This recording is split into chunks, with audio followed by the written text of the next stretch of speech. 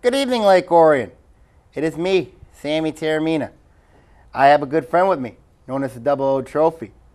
It is here in Lake Orion, and it is between Taorminas.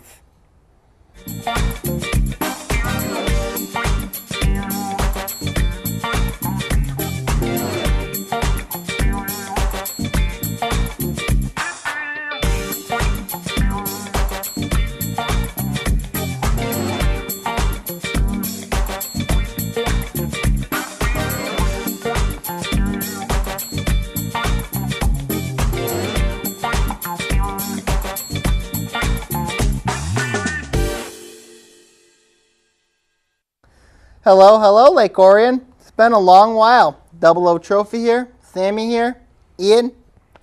He'll be back later. All right, we got some great topics to discuss today. We got some Lake Orion football. Yeah. Talk about the recap from the Oxford game. If you want to see the game, then I recommend you not to have it's a spoiler alert. And then also we're going to preview Troy Athens. Also, we're going to talk some Tigers. We're going to talk UofM, MSU, and then we're going to do some call-outs this week. Yeah. Well, first let's get to the big story, which is Lake Orion football. Orion came in, Lake Orion 17-10. They beat Oxford. Tale of two halves. First half, Oxford did everything they wanted.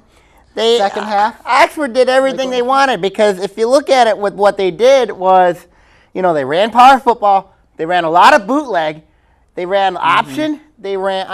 This is a classic Bud Riley style offensive team. And of course, Lake Orion had to finally had to adjust in the second half. You know what I mean? They changed game plans.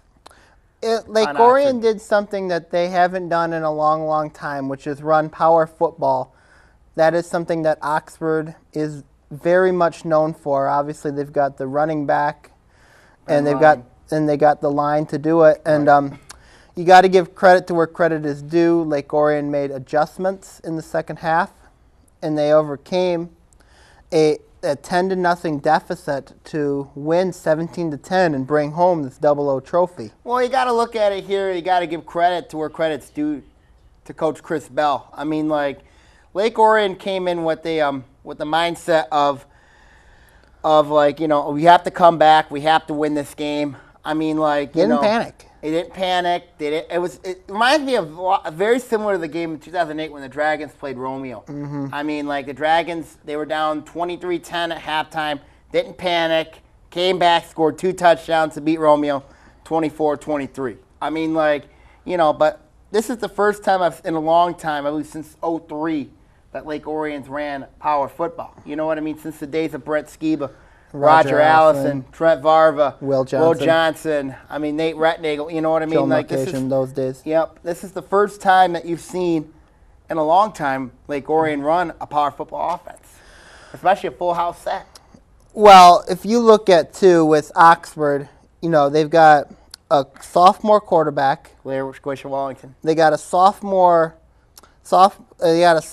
and Ben Line. Yeah, Ben Line. That team's going to be pretty good for the next several years. Well, they will be, I think, because Oxford's got they're a good enough team. I think I don't think they're a playoff team this year, but they'll be a playoff team. They'll be back maybe next year, maybe senior year, 2 years. I don't know. You look at, but also Lake Orion will be very good too. So, do you think that the rivalry between Lake Orion and Oxford, is it back, or is it still a one-sided? In the last 50 years, Lake Orion's record is 24-3. That is saying something. If you look at it with this series here, the rivalry's been renewed. Lake Orion had a 16-game winning streak from 1962 to 1978. I think if you look at it here, what this trophy has proven, you know what I mean? I think this trophy has proven Lake Orion's dominance. It's gone through the bumps and bruises. The bumps and bruises, yes. Now we've got, with Oxford out of the way, we go into week 2, Troy Athens, a team that you hyped up on the preview show. They ended up losing 41-6 to Warren Mott. Troy Athens obviously is looking to bounce back from this game. What do you expect from both the Dragons and the Red Hawks. What I expect from Troy Athens, I think that they're gonna bounce back. They got enough athletes to do that. They have Ortman, you know what I mean? He's the quarterback. You got Joe Shields, who's a good player. You know, they got a couple other good players. You know, this Troy Athens team is very good and they're very dangerous. I think if you look at it here, and especially with the offensive concerns that I've seen with Lake Orion, you know, it could be an interesting game. But also you got to look at what happened to Troy Athens' defense. They allowed 396 rushing yards to the Martyrs. You know, and they were down 27-0 at half and 41-0 late in the fourth quarter. So you look at this game has the potential to be. It could be a good game. It could maybe also possibly be a rout. Maybe. I mean, like, I expect it to be a close game because I expect Troy Athens to play better. I think that if you look at it here, you know, their coach Coach Hepner really called out his kids for that performance against Warren Mott, and I think they're going to play a better game, but I don't know. I think Lake Orion's going to come out and win this. I think 14-6. How important do you think the experience at Ford Field is going to be for the Dragons? Because you look at the Dragons played in 2010. One player on that team, Jacob Miller, has experience playing at Ford Field.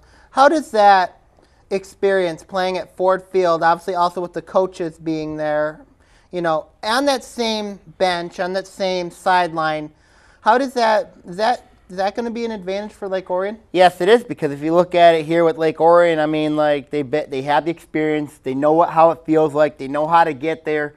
You know, this is going to be a whole new experience for Troy Athens, in my opinion, that if, you know, that I think Lake Orion is going to have the advantage coming into this game because of the experience, because of the, you know, you got familiarity of Ford Field. You know what I mean? Like, you know, it's virtually the same thing like it is with Plymouth. You know? What so you would expect Troy Athens is going to have the same feelings Plymouth had in 2010? Maybe. They could. We will see what happens there. You have any final thoughts going into this game this week for Ford Field? I think Lake Orion's going to win this game 14-6. Here's why. Orion's offense is a mystery. You know what I mean? They're changing offenses, full house package, you know, but you might have Troy Athens is going to dare Lake Orion to throw the ball. They're going to dare. Derek Lord didn't complete a pass in that game. You know? We will see what happens on Friday night. Ford Field, 5:45. Come out and support your Dragons as they take on the Red Hawks of Troy Athens. When we'll be right back, we will have some Tigers, and we'll talk about a whole lot of other stuff on Between Taorminas on ONTV.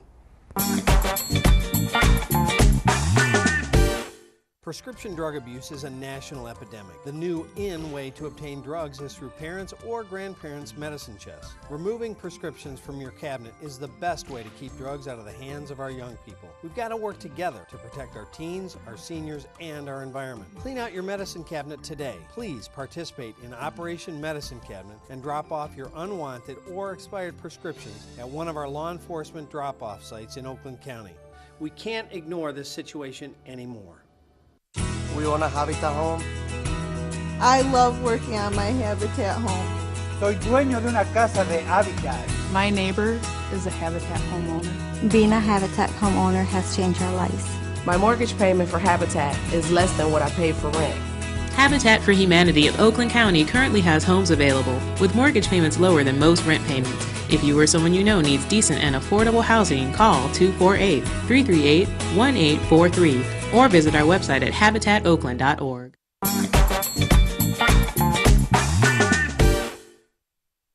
Well, hey boys, good to see you. Hi Ian, how are you? I'm doing well. How you doing? Wonderful. Well, you know, nice looking trophy you got over there. Yeah, it is beautiful. It's not quite as pretty as me in the middle of Taorminas, but well, your opinion. Maybe next week. Yeah. So, guys, Tiger talk time. You ready? Yeah. About time. Tigers. Here I am. Hey. So Tigers, got an interesting series with Kansas City on the road. Typically, well, this year, Detroit has owned Kansas City. Fair to say? Okay. And last time, how you doing way down there? Far away, yeah. You know, it's like you got to turn up your hearing aid if you're going to listen to me. Yeah, I guess so. I mean, like, anyway here with the with the game here with the Tigers is a very interesting series because, Chicago just lost yesterday. Yes. In walk-off fashion, they got to taste their own medicine for once. Well, technically it was an 8th-inning home run by Nate McClough. Oh, it was eighth inning. Yeah. I got faulty reporting. Oh, yeah, you did. My bad. Anyway, because, if you look at what Chicago has, Chicago's got to come to Detroit for the series. Labor Day weekend. And do we remember what happened 1 year ago, Labor Day weekend? Some guy named Cabrera went nuts. Okay, he usually does. But Chicago came to Detroit. Yes. Yep. Played a series. I was at one of those games Saturday night. Tigers were down 8-1, came back to win it, and a man named Cabrera's home run. The next night, ESPN's Sunday Night on Baseball, 18-2, Tigers win. Yep. Are we going to see anything similar to that this weekend? Big series. Very, very big series. Right. That series might decide the entire AL Central. Okay. If the Tigers can sweep the White Sox, they need to get on a momentum. They need to start winning games. The thing is that even if the Tigers are winning, the thing is the White Sox keep winning. Right. And that's not good. You don't want the White Sox to keep winning. No, you don't. And that's starting to become a concern because it seems like no matter what the Tigers are doing, the White Sox are doing it as well, are doing the same thing as well. Right. I mean, they had a winning streak. They had a big winning streak with the Yankees. And well, they swept the Yankees. They swept the Mariners. That was a shocker with the Yankees. It was, especially because the weekend before that they got swept by the Royals. Right. All right, so let's rewind a little bit here. We got the Royals tonight. We got Verlander on the mound. Right. He'll be going that Chicago series too. Right. I hear we have a big Sunday night game this year again too. Yep. Verlander Sale. Am I correct? Yep. All right, let's focus on Kansas City real quick. Are they the end of the year spoiler right now, or are they going to roll over and die like they have the rest of the year? They swept Chicago, that means that's going to be in Kansas City. They're going to be a big factor here because if you look at it, Ian, with Chicago, with Kansas City, Kansas City can do some damage, They can. I did watch that series with Chicago and Kansas City, and Chicago, I don't know what it is, but Kansas City's been Chicago's kryptonite. Like Cleveland has with the Tigers. Right. They're huge in this one that's playing the role of spoiler. So, predictions. Do the Tigers handle the Royals this week? I think they take 2 or 3. You think they take 2 or 3? Mm-hmm. Okay, and? I would like to see the Tigers. I'd like to see the Tigers take down the Royals. Sweeping fashion? I'd like to see them sweep the Royals. I think a sweep would send a good message to Chicago saying, hey, we're not going anywhere. You know what I mean? All right, so let's look at the Chicago series a little more in depth here. If there's a trophy, it's great. Listen, if there's a sweep either way, either Chicago sweeps, get your hands off that thing. Either Chicago sweeps Detroit or Detroit sweeps Chicago. Is that the nail in the coffin for one of these teams? No. Yes. All right, debate. You go first. If Chicago sweeps the Tigers, that is because Chicago is up 2 games right now on the Tigers. If Chicago takes 3 games from the Tigers, that's 5 games. If the status quo remains between the Tigers and the White Sox, it becomes a situation where the Tigers have to win those games. Well, the Tigers have an easier schedule than Chicago. You look at it here, Chicago still got to play Tampa Bay. If they lose at least another 2 games to Baltimore, and the Tigers win 2, that sets it up perfectly for the showdown. And bear in mind, Detroit and Chicago face each other 7 more times. 20% of the remaining schedule is against the White Sox. Including 4 of them at U.S. Cellular. 4 at U.S. Cellular, right. All right, so road series. Kansas City usually doesn't play well on the road. Or at home. Yeah. Detroit scuffled a bit on the road this year. What's a key, aside from the starting pitching, that you look for in this series with the Royals to send a message? Well, to send a message, Miguel Cabrera and Prince Fielder got to start. All right, we got Miguel at third tonight. He's back in the lineup. And then, of course, if you look at it here, the intangibles still got to keep hitting. Delman Young's been hot. Delman Young has been very hot. And then you got, I think if the Tigers can click at the right time, they're going to do some damage. Right. You got any intangibles? You got anything? Chicago sends Petey Friday. Yeah. Just hitting? Pitching. Hit like the Tigers can. It's got to come at the right time. It's the right time to come together, isn't it? It's the right time, yeah. All right, real quick. Waiver wire deadline is the 31st, Friday. Any moves by the Tigers you want to see? Would love to see him get another bat. Named? Soriano. Were you for that or against it earlier? I was for it earlier. Was it you that was against it, Anthony? Yeah. All right. Are you still against it? Yes. Really? Yeah. And even of course, with Brendan Bosch being who he is? I have confidence in Bosch. You have confidence in Bosch. They got to get rid of Ryan Rayburn now. Tell me how this outfield looks. Dirks in left, Jackson in center, Soriano in right. You got Bosch off the bench. You got Delman DHing. Okay? Guys, you got Quentin Berry on the bench. Soriano could have had a lot to this lineup. Maybe. Bat in fifth? Yeah. Okay. They need a fifth guy batting there. Yeah. Well. Do they? They do. If Delman Young cools down, which he probably will. But he didn't last year. You like admiring yourself on that monitor there, don't you? I do. Yeah, I'm right here. Focus. All right, I'm just kidding. All right, so I think it's good. Yeah, good. Anything you want to throw in there about Tigers? They just keep winning. Simple as that. Time to win. I know I said I owe I don't know if I owe a big apology yet. You probably do. Week. For what? For what I said about the Tigers. You hopped off the bandwagon. Oh, man. I don't know if I'm going to ever be allowed. We'll get Dave Dombrowski on the show tomorrow. We'll see. Next week. We'll see. Yeah, we'll see. Somehow I doubt it. Yeah, I doubt it. All right, so we come back. A little U of M, MSU talk. They both go this weekend. Should be very intriguing. Stay tuned to Between 10 Minutes.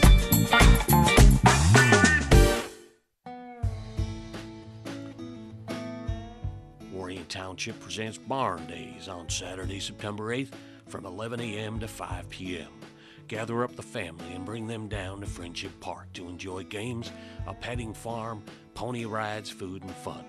Pick up some farm fresh produce at the farmer's market or take part in the Chamber Chili Challenge.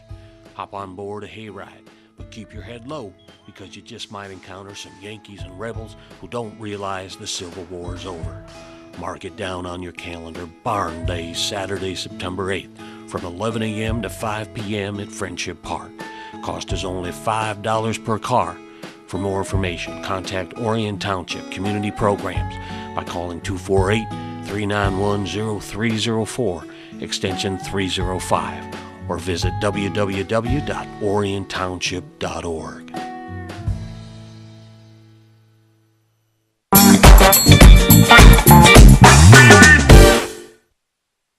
Taorminas back, a little closer, a little more cozy. A little closer, yeah. Yeah. Still that got was our much trophy. better. Yeah, that's nice. Sammy, I can actually see you now. Yeah, thanks. Yeah, hear you Still too. got our trophy. All right, so who do we want to talk about first? Green or blue? Green. Okay, go green. Let's talk Spartans. Ronan, what do you think? MSU. There it is. All right, hey, listen. MSU and Boise State. Boise State, two teams, two big question marks at quarterback. Yes, Southwick. I think Maxwell's better than Southwick. Than Southwick. I think if you look at it here, Maxwell's going to have he's going to have a big game. I think because the last time we seen Maxwell play, of course, big games with Alabama. You know what I mean? He's got more experience. Well, that was in a bit of a blowout. Yeah, but he's got experience coming into this game. I think Maxwell's going to do some damage this week, I think, against Boise State. I'm not throwing Boise State's defense at all. Well, they got a lot of question marks. You know who I saw at the Lake Orion game on Friday? Kirk Cousins. Nope, Ethan Ruland. Ethan Ruland. Mm-hmm. Ethan Ruland. Spartan. Mm-hmm. All right. Is he ready? Oh, yeah, I think he's ready. Good. I'm going to say this. Michigan State wins and wins big. Wins big? Wins big. I think Boise State's a bit overrated. They got a little bit of questions. Where are they ranked? Are they ranked? They're Boise's 24th. Yeah. 24th? Okay. I'm going to say Michigan State wins and wins big. They need to send a message off the get-go. There's no doubt they'll kill Central Michigan next week. Sure. But you look at Boise State, this is a good example to send a standard to that Michigan State football is going to be probably one of the top teams in the Big Ten. I think Michigan State will win this. I think it's going to be by 2 touchdowns because Okay. Michigan State's got a little thing called defense. Right. And I think that's going to be the case here. Not so much for Boise State. Not so much for Boise State, no. And they have a running game. Yep. State does. Yep. All right. Let's switch over to the Yellow Bellies. The Wolverines. In Dallas. We got a bit of a Cowboy Stars, Classic on our hand. They're going to get killed. They're going to get killed. All right, That's all I'm going to say. Poor Denard Robinson's going to get killed. Hey, I'll give you Michigan plus 17. Do you take it? No. Okay. What do you think they lose by then? Michigan's going to lose by 3 scores. Well, then you would take that bet. Plus 17? Plus 17. Yeah, all right. So you think they'll lose by more than 17. A lot of people at Michigan State would love you for that prediction, Sammy. I know a couple of people in Michigan, a.k.a. Connor Stallings and Johnny Glinski, would hate you for it. Uh-oh. But anyways, what I think is going to happen, the question's going to be, can Michigan face Alabama's defense? Can they survive? Can they survive? Can they live to see Sunday? I don't know. I think it's going to be more competitive than that because you look at Alabama's defense last year, one of the best college defenses of all time, and then a lot of those big boys got drafted. They're going to get killed. Some linebackers. There is a possibility Michigan could win, but it's looking more and more like Alabama's going to win. That's a slim possibility. Alabama's going to crush them. I just look for them to keep all their heads on their shoulders. And Michigan's got nothing to lose in this game. Except if they get blown out.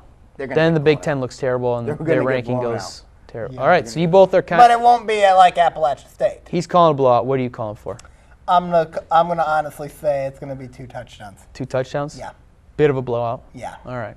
All right. Well, whatever, you know? Whatever. Yeah, whatever. Who's going first on the call-outs? All right. Antonio? On Thursday, I ended up going to Oxford on that blue turf, and I ended up seeing an old friend, the Oxford boys basketball coach, Coach Marfia. Always pushing me to wear an Oxford shirt. Why? I look ugly in Oxford yellow. I look ugly in Oxford blue. What about Oxford orange? I mean, bottom line is that here's the deal. Okay. You know how there's a bet, when you have a bet, there's something that's equal, an equal value. There's nothing for me to gain if I have you wear a Lake Orion jersey or a Lake Orion shirt. Coach Marfia, good coach. Bottom line is that, I ain't wearing no Oxford shirt. I look awful in it. I look great in Lake Orion green, white, and black. Simple as that. Or Oakland black and yellow. Or Oakland black and gold. Know your colors, Sam. It's not yellow. I saw you at the Oakland camps, or when I was managing basketball. I was like, okay. But, Coach Marfia, December, Oxford comes to Lake Orion for basketball. I'm expecting nothing less than a blowout. Whew. Nice job. Okay. Well, it's going to match up my first call out, of course. It's from Oxford, of course. He had to give the beautiful, precious trophy over to Nick Booker. And the Dragons. Good person. His name is Mike Watson. Mike Watson, what? There's a rumor out there that you know about Steve Bartman. What? You know about where he's at. What? If you look at it here, I think that, you might have found a secret connection that nobody knows in the media about with Bartman. He's a good person, you know what I mean? And of course, I also hear another rumor that you have a connection to Batman. I think that, you would look really good in a Batman costume. Is Mike Watson related to Travis Watson? No, he's not. No, he's not. He used to be a former AD at Rochester. Shout out Travis Watson. He used to be a former AD at Rochester, But if you look at it, I think you got great connections, you know what I mean, to Bartman and, of course, Batman. I think like a real wacko to me. I think you would look really good in a Batman outfit as Bruce Wayne in a movie. That's what I view it. And, of course, Bartman, I don't know. See what happens. Then, of course, my last call out, of course, he's got a huge beef with me. He's the Troy Athens AD. Name is Bob Dowd. Bob Dowd, why? Let's look at it here. Why do you want to send me to prison so much? You want to send me to prison? I've never done anything to you. I've never done anything. And you want to throw me out for what? I never did anything. I know you think I'm obnoxious and evil, but, so be it. I know you can be evil too. And then, of course, you want to throw me In prison? I mean, like, every time I come to Troy, Athens, I'm going like, why? I never did anything to you. You know, I never did anything to you, but of course, every time I say something, it's like, that's it. That's it. I'm going to Troy PD. And they're going to take you out of here. You know, yeah, he gave a restraining order on me and we go to the state semifinals. Oh, good grief. Which I heard rumors about. That's not good against me. What is that against my constitutional rights? Jeez. Didn't you want to wear weren't you supposed to go in maybe wearing a Easter bunny disguise, a chicken suit, wear a mask, and it wouldn't have mattered? He'd still kick you out anyways? Well, I've got a plan for that. I've already got that taken care of. When I go to Troy, Athens, my only trip for the girls' basketball season in the winter.